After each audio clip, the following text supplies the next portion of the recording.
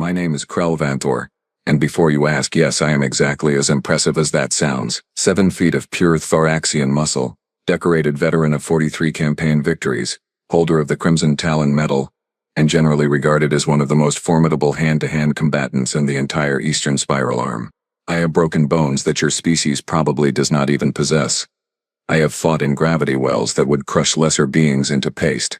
I have stared down Chronovian death beasts and made them blink first. So naturally, when I found myself on Station Helix 9 standing in the observation deck of the Galactic Combat Arena, I expected to be impressed. I was not. Helix 9 was one of those gleaming, over-designed monuments to interspecies cooperation that the Federation loved to show off. All chrome surfaces and holographic displays with viewing platforms that could accommodate everything from methane-breathing sulfurites to the gelatinous Corvians who needed specialized tanks. The arena itself was a massive circular structure capable of simulating combat environments from 100 different worlds. They had sand pits for the Iraqi, zero-gravity chambers for the Velkari, even a lava field section for those insane Pyrothian gladiators. I had come here because my reputation demanded it. When you are Krelvanthor, you do not simply sit at home polishing your medals. You seek out challenges. You test yourself against the best the galaxy has to offer. You make appearances at prestigious venues where other warriors can witness true excellence and weep at their own inadequacy. Standing beside me, trying very hard not to roll her eyes at my internal monologue that I may have been narrating out loud, was Zara Minsk. She was my long-suffering companion, a Zerillian tech specialist with silver skin that caught the station's artificial lighting in interesting ways. We had served together in the border wars and she had saved my life approximately 6 times, though I had saved hers at least 8. So I was still winning. You know, Zara said, tapping at her datapad without looking up. For someone who claims to be here seeking worthy opponents, you have spent the last hour complaining about how disappointing everyone looks. That is because everyone looks disappointing, I replied, gesturing broadly at the arena below. Look at them, Zara. Half of these so-called warriors would not last 5 minutes in a real combat situation. She finally looked up, one eyebrow raised in that way that suggested I was about to say something she would mock me for later. And you can tell this just by watching? Obviously. It is a gift. What I did not know standing there in my arrogance was that I was about to meet a species whose gift was making fools out of people exactly like me. That was when I saw it. Down in the main arena, they were setting up for something called a boxing match. I had heard of humans, of course. Everyone had. They were the newcomers, the little pink and brown creatures who had stumbled into galactic society only a few decades ago with their primitive chemical rockets and their adorable enthusiasm for everything. They were harmless. Cute, even in the way that small, fragile things often are. Oh, this should be entertaining, I said, leaning forward against the railing. Zara, look. The humans are going to fight. Zara glanced down, then back at her pad.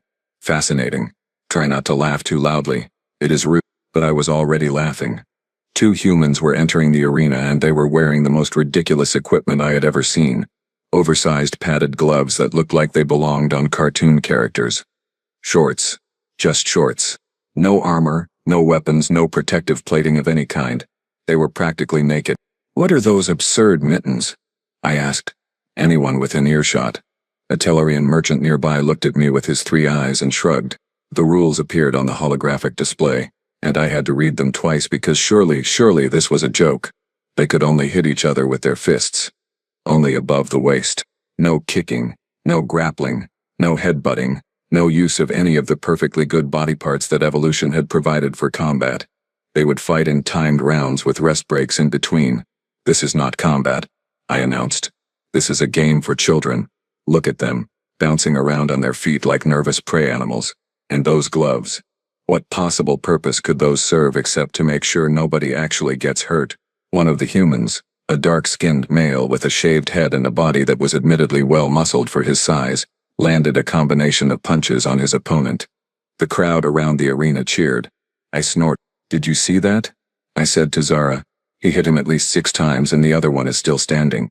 What is the point of a combat sport where your attacks do not immediately incapacitate your opponent? The match ended. The human with the shaved head won, his arm raised in victory. As the crowd dispersed, I found myself walking down to the arena floor, drawn by morbid curiosity. The winner was still there, talking to an older human who appeared to be his trainer. Up close, he was even less impressive. Maybe 6 feet tall, perhaps 200 pounds.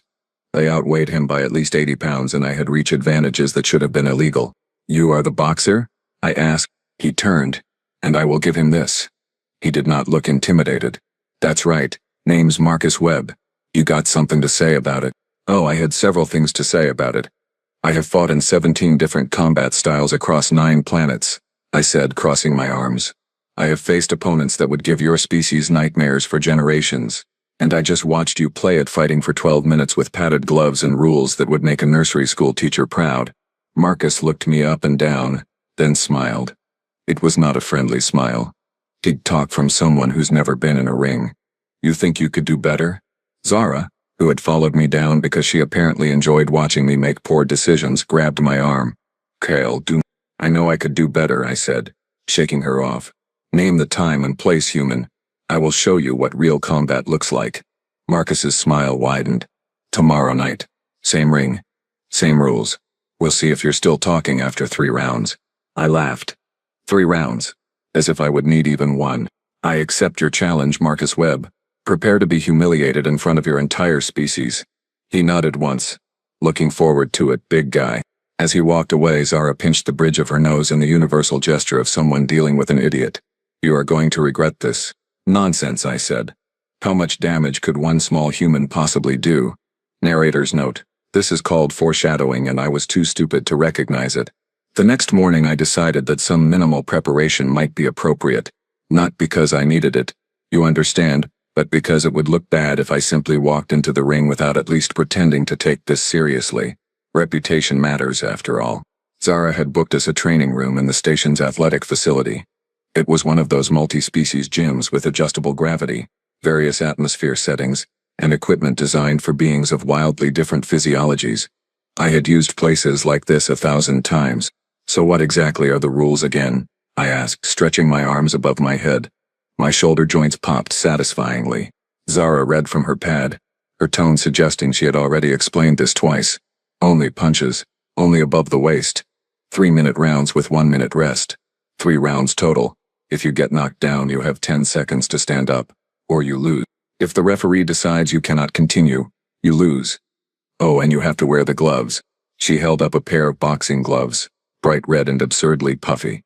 I took them, turning them over in my hands. "These weigh almost nothing. How is anyone supposed to generate real striking power with these ridiculous things?" "That is the point, I think," Zara said. "It is about technique, not raw force." I scoffed and put them on, fumbling with the laces. They felt awkward, like having my hands wrapped in clouds. I threw a few experimental punches at the training dummy. The impacts felt muted, softened. This was going to be easier than I thought. Word had spread about the match because apparently watching a decorated Thoraxian warrior fight a human was considered entertainment. Several other aliens had shown up to the gym to watch me train.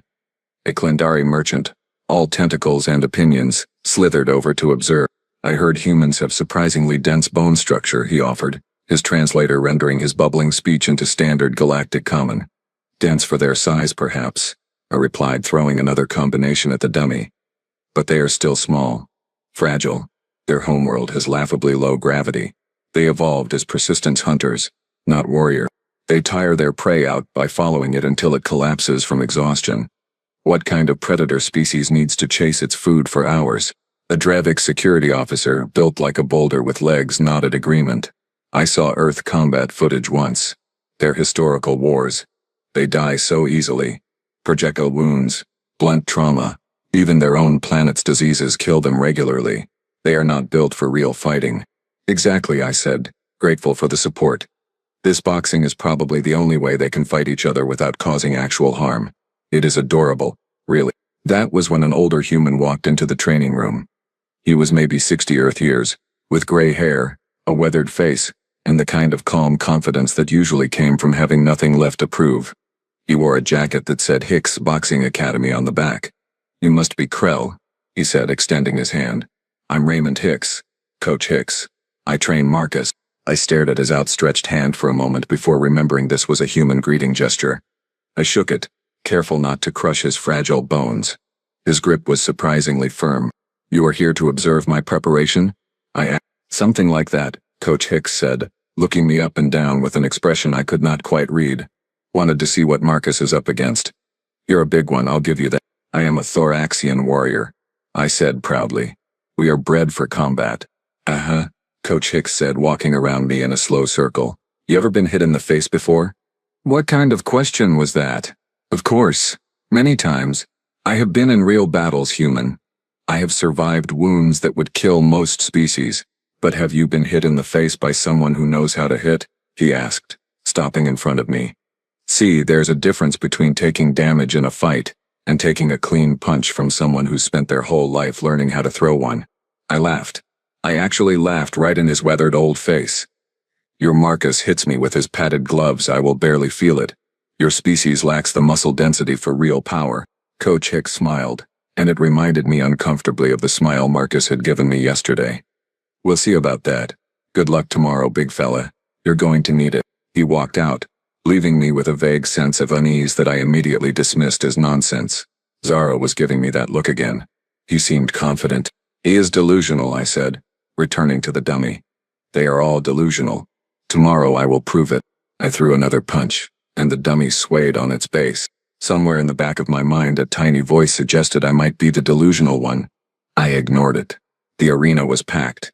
Apparently news of a Thoraxian warrior fighting a human boxer had spread through Helix 9 like a virus, and every species with even a passing interest in combat had shown up to watch. The viewing platforms were crammed with aliens of every description. I even saw a delegation of Hiveborn, which was unusual because they rarely left their colony ships for anything. I walked down the entrance ramp toward the ring and the crowd's reaction was mixed. Some cheered, recognizing my reputation. Others booed, apparently having picked sides already. I wore the traditional Thoraxian combat wraps on my legs and waist, but my chest was bare as per human boxing regulations. The gloves felt even more ridiculous now, like oversized red tumors attached to my hands. Zara walked beside me. Her role as my corner person apparently mandatory. Remember, she said quietly. 3 rounds. Do not try to end it too quickly. Make it look good. I make everything look good, I replied. The ring itself was elevated, surrounded by ropes that seemed designed to keep fighters in rather than provide any actual protection. I climbed through them, and the canvas floor felt strange under my feet. Springy. Designed to absorb impact. How thoughtful. Marcus was already there, bouncing lightly on his toes in the opposite corner. Coach Hicks stood beside him, saying something I could not hear. Marcus nodded, never taking his eyes off me. The referee was a Quellan, which made sense because Quellans were known for their absolute neutrality and their forearms meant they could separate fighters effectively if needed. She called us to the center of the ring. I want a clean fight, she said, her translator rendering her clicking speech into something comprehensible. Obey my commands at all times. Protect yourselves at all times. Touch gloves if you wish, then back to your corners. Marcus held out his gloves.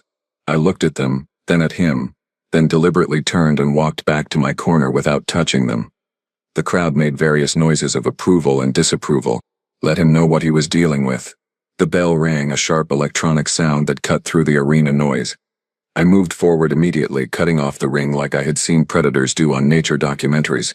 Marcus circled to his left, staying light on his feet, gloves up near his face. He looked cautious. Smart. I threw a jab, testing his defenses. He slipped it easily, head moving just enough to let my fist pass by his ear. Interesting. Quick reflexes. I threw another harder this time.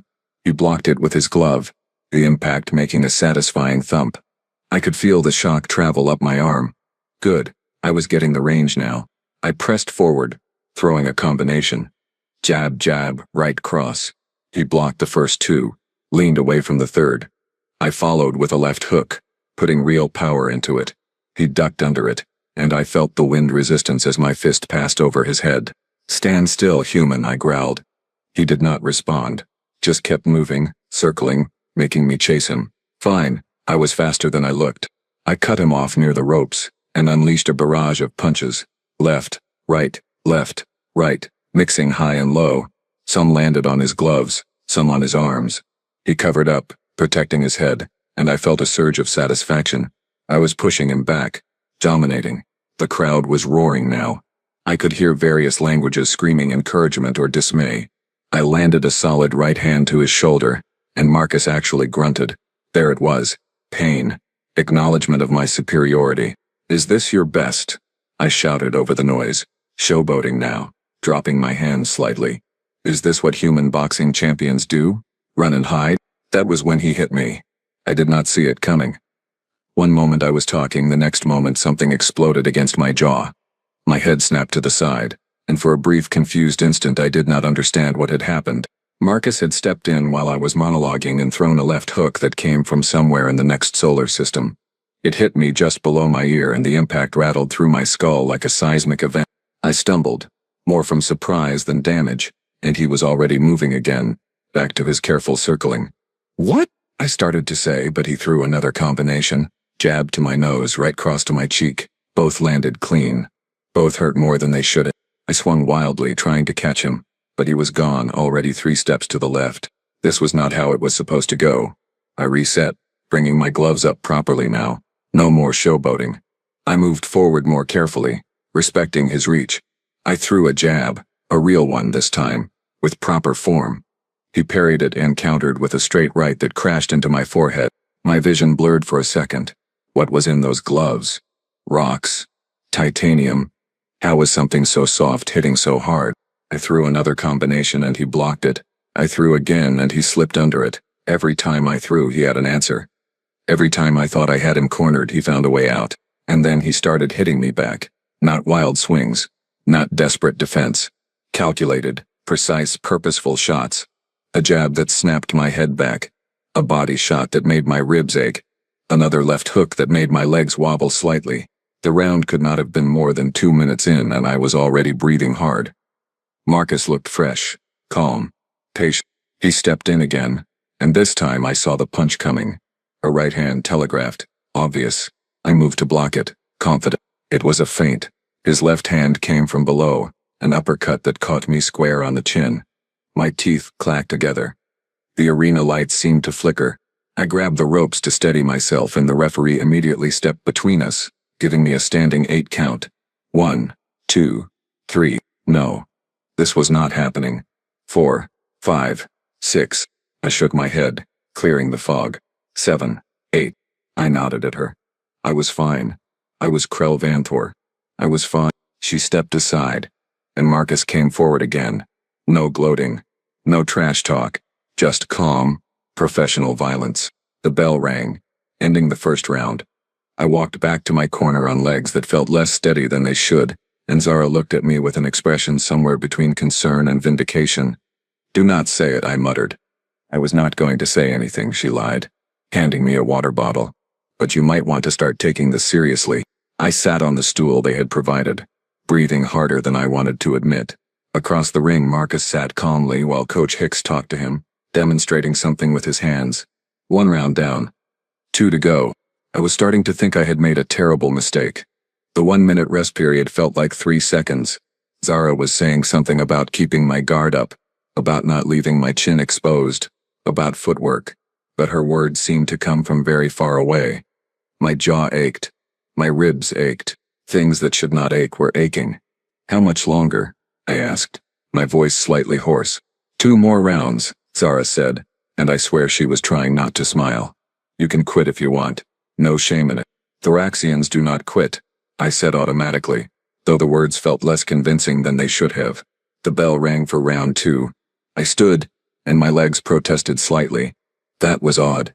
I had fought for hours in actual combat situations. This had been 3 minutes of relatively light sparring. Why was I tired? Marcus came out of his corner like he had been resting for a week. Still bouncing on his toes. Still loose and relaxed. Still wearing that infuriatingly calm expression. I moved to the center of the ring more cautiously this time. No more showboating. No more dropped hands. This was a fight now and I was going to treat it like one. I threw a jab. He slipped it. I threw a right cross. He blocked it. I threw a left hook with real bad intentions behind it. He leaned back just enough to let it pass millimeters from his nose, and then he went to work. He hit me with a jab. Not hard, just enough to snap my head back and make my eyes water. Then another. Then another. Piston-like. Repetitive. Each one landing in almost the exact same spot on my nose. I tried to counter, but he was already gone, circling to his right. He came back with a combination to my body. Left hook to the ribs, right hook to the other side. Left uppercut to my solar plexus. The air burst from my lungs in an undignified way. I clinched, grabbing him, trying to smother his offense. The referee separated us immediately. Break. Step back. We reset, and I realized something terrifying. Marcus was not trying to knock me out. Not yet. He was breaking me down. Piece by piece. Punch by punch. Every jab to my face was swelling my nose, making it harder to breathe. Every body shot was sapping my strength, making my arms feel heavier. Every movement I made, he had already calculated, already planned for, already prepared to count. This was not a brawl. This was surgery. I threw a desperate overhand right, putting everything I had into it. If it landed, the fight was over. Marcus would be unconscious before he hit the canvas. He saw it coming from a different time zone. He stepped inside my reach, too close for the punch to have any power, and unleashed a 6-punch combination to my body that felt like being hit with a battering ram, made of smaller battering ram. I doubled over slightly, and he stepped back, giving me space. Why was he giving me space? Finish me. End it. That was what a warrior would do. But he was not trying to be a warrior. He was being a boxer. And boxing, I was learning far too late, was about patience, control, making your opponent break themselves against your defense until there was nothing left. My arms felt like they weighed 1,000 pounds each. Every breath was labor. Sweat poured down my face, stinging my eyes. How long had we been fighting? It felt like hours. I looked at the corner. Zara held up 2 fingers. 2 minutes left in this round. 2 minutes might as well have been 2 years. Marcus came forward again, and this time there was something different in his eyes. Not anger, not cruelty, just acknowledgement. He had measured me, tested me, found me wanting. Now it was time to finish the exam. He threw a jab. I tried to block it. Too slow. It snapped my head back. He threw a right cross. I tried to slip it. Too tired. It crashed into my temple. The arena spun slightly. He threw a left hook to my body, and I dropped my right arm to block it. That was what he wanted. His right hand came over the top, a perfect overhand right that caught me flush on the left eye. Something crunched. Not broke, but definitely crunched. The eye immediately started swelling. I swung back wildly, hitting nothing but air and my own dignity. He stepped in close, too close, inside my reach where my size advantage meant nothing. Left uppercut to the body. Right uppercut to the chin. Left hook to the floating rib. Right cross to the jaw. 4 punches. Maybe 2 seconds total, each one landing with surgical precision. My legs stopped working properly. Not completely, but they were no longer taking commands from my brain effectively. I stumbled backward into the ropes, and they caught me, held me up like a safety net made of mockery. The referee was looking at me carefully, deciding whether to stop it. I am fine, I said, though I was clearly not fine. Continue. She nodded reluctantly and stepped back. Marcus came forward, and I knew this was it. This was the end. I could see it in his eyes, in his posture, in the way he set his feet. He threw a jab to bring my hands up. I bit on it, raising my guard. He threw a right hand to the body, making me drop my left elbow. Then he threw the left hook. I saw it coming. I knew it was coming. I could not do anything about it. It caught me perfectly on the point of my chin. That specific spot where every boxing coach in human history has apparently agreed is the off switch for consciousness. My head snapped to the right. My knees buckled. The arena turned into an abstract painting of lights and colors and confused screaming. I was falling. That much I knew. Falling backward, in slow motion, like a tree that had been cut down by something much smaller than it but infinitely more determined. The canvas rushed up to meet my back with a solid thump that I barely felt. Above me, the arena lights were very bright, very far away. I could hear the referee counting. 1, 2. I should get up. I was Krell Vanthor. I had fought Chronovian death beasts. I had survived wars. 4, 5, 6. My body was not responding to commands. It had unionized and gone on strike. 7, 8. I managed to roll onto my side. That was progress. Sort of. 9. I got one knee under me. The canvas felt very comfortable suddenly. Maybe I could just stay here. 10. The bell rang. Not the round-ending bell. The other bell. The one that meant it was over. I had lost. A human had knocked me unconscious. The last thing I heard before everything went dark was the roar of the crowd and Zara's voice saying something that sounded like, "I told you so." Then nothing. Consciousness returned slowly, reluctantly, like it was not entirely sure this was a good idea. The first thing I noticed was the smell. Antiseptic. Medical. The universal scent of places where people go when their bodies stop cooperating. The second thing I noticed was the pain. Everything hurt. My face hurt. My ribs hurt. My pride hurt most of all, which was impressive considering pride is not technically a physical organ. I opened my eyes.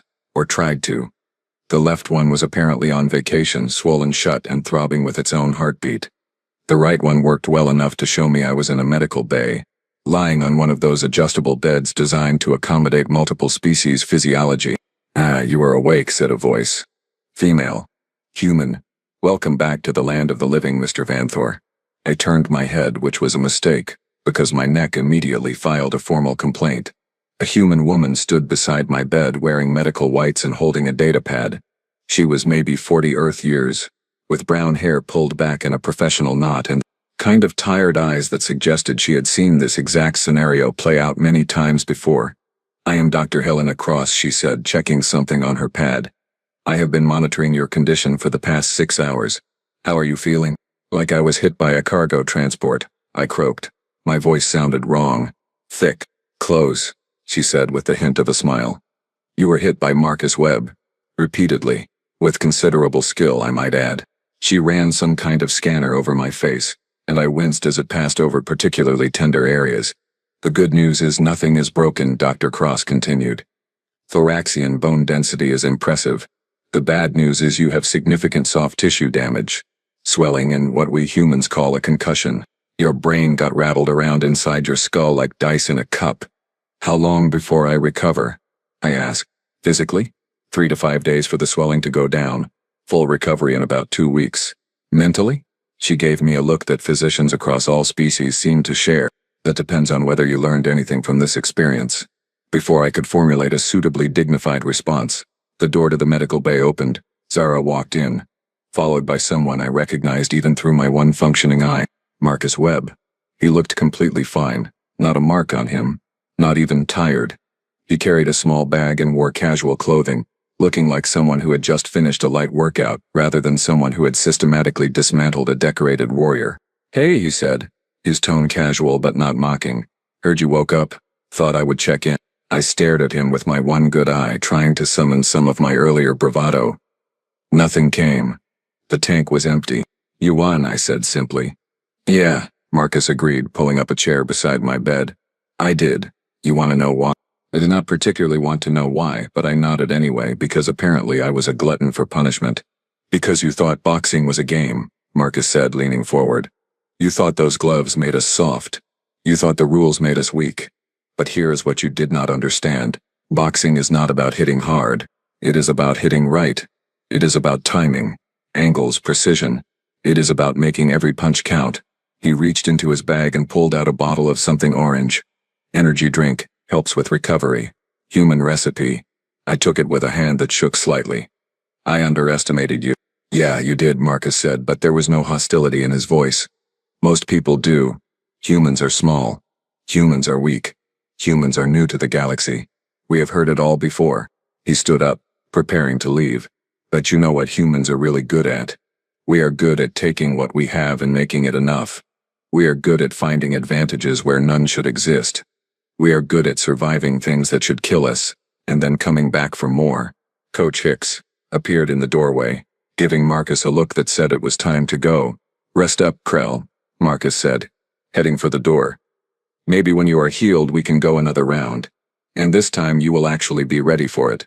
They left, and I was alone with Zara and Dr. Cross. "He is right, you know," Zara said quietly, sitting in the chair. Marcus had vacated. "You were not ready. You treated this like a joke until it was too late." I closed my one working eye. "I know." Dr. Cross made a note on her pad. "I am going to keep you here overnight for observation.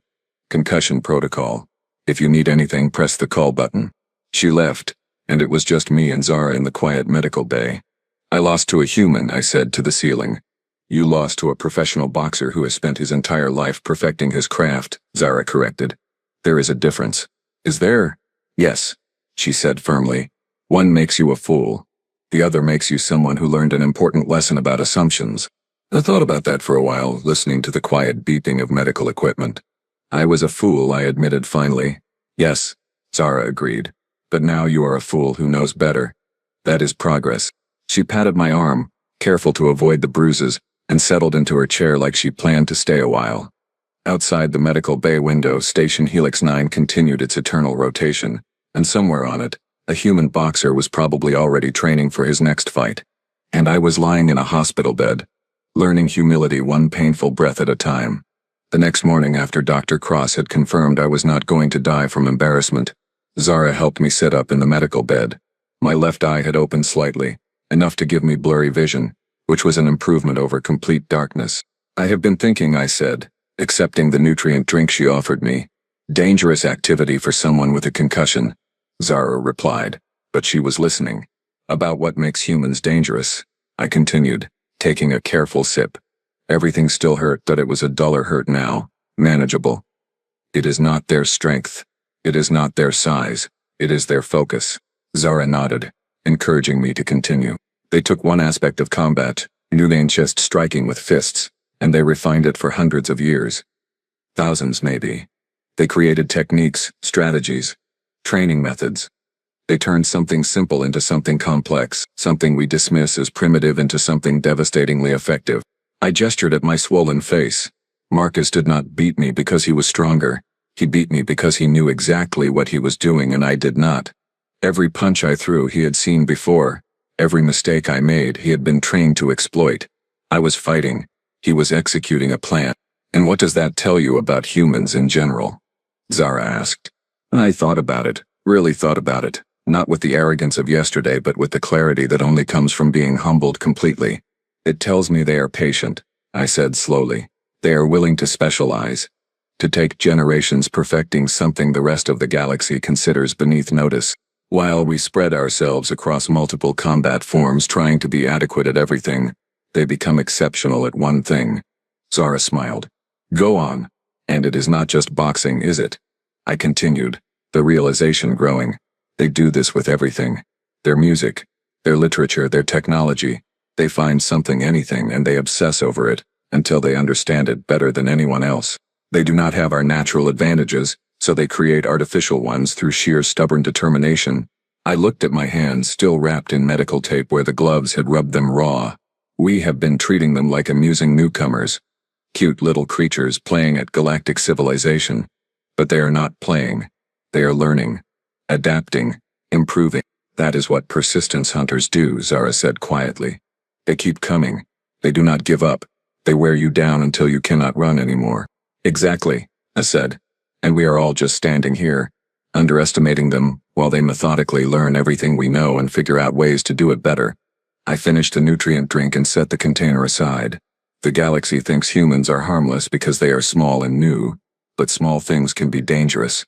New things can be revolutionary, and humans are both. Zara stood, preparing to leave me to rest. "So what will you do with this new understanding?" I leaned back against the pillows, staring at the ceiling with my 1.5 functioning eyes. "I will never underestimate them again, and I will make sure every warrior I know hears this story. Not the version where I am the hero, but the true version. The one where I learned that being big and experienced means nothing if your opponent is better prepared." "That is surprisingly mature of you, Zara. Getting punched in the face repeatedly provides excellent motivation for maturity," I replied. She laughed, actually laughed, and headed for the door. "I will be back later to check on you. Try not to have any more profound revelations. Your brain needs rest." After she left, I lay there thinking about humans and their boxing and their stubborn refusal to accept limitations. Somewhere on this station, Marcus Webb was probably training, improving, refining techniques that were already good enough to knock out a Thoraxian warrior. And that, I realized, was the most dangerous thing about humans. Good enough was never enough for them. They always wanted better. 3 days later, Dr. Cross cleared me for discharge. The swelling had gone down considerably. Both eyes functioned properly and I could breathe without feeling like someone was stabbing my ribs with each inhale. Progress. I was gathering my belongings when Marcus appeared at the medical bay entrance, Coach Hicks beside him. They both looked relaxed, casual, like visiting a warrior they had thoroughly defeated was just another item on their daily schedule. "Leaving already?" Marcus asked, leaning against the doorframe. "My body is healed sufficiently," I said, then paused. "I wanted to thank you." Marcus raised an eyebrow. "For knocking you out? For teaching me something I should have learned long ago," I replied, extending my hand in the human gesture. That size and reputation mean nothing without skill and preparation. You are a worthy opponent, Marcus Webb. More than worthy. He shook my hand, his grip firm but not challenging. You are tough. I will give you that. Most guys would have stayed down after that bodywork in round 2.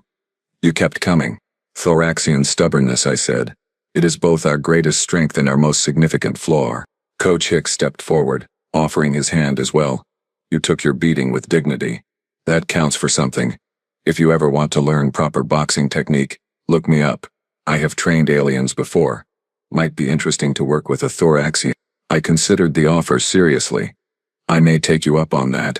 Though I suspect my ego could not handle being a beginner again so soon. Ego is what got you knocked out in the first place, Coach Hicks said with a slight smile. But you got time to work on that. They left, and I finished packing. Zara arrived to escort me back to our quarters, her expression carefully neutral. So, she said as we walked through the station corridors, have we learned our lesson about challenging species we know nothing about? We have learned many lessons, I replied. Primary among them is that you were correct and I was an idiot. I am recording this, Zara said, pulling out her datapad. For posterity. Please do not. Too late. Already sent to 6 people. We walked in comfortable silence for a while, passing various aliens going about their business. A group of humans walked by, talking and laughing among themselves. They looked so ordinary, so unthreatening, and that, I now understood, was their greatest weapon. Let me tell you something about humans that the rest of the galaxy needs to understand. They are not the strongest. They are not the fastest. They are not the most technologically advanced, the most numerous, or the most naturally gifted at anything in particular, but they are the most dedicated. They take limitations and turn them into motivations. They take weaknesses and develop techniques to compensate. They look at something that should be impossible and decide to spend generations figuring it out anyway. That boxer, Marcus Webb, spent his entire life learning how to hit people effectively. Not with claws, not with weapons, not with natural advantages, just with his fists, wrapped in padding, following arbitrary rules that make the task harder, not easier. And he was so good at it that he made me, a decorated warrior with decades of combat experience, look like a complete amateur.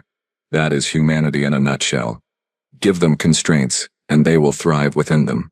Give them a challenge, and they will methodically dismantle it.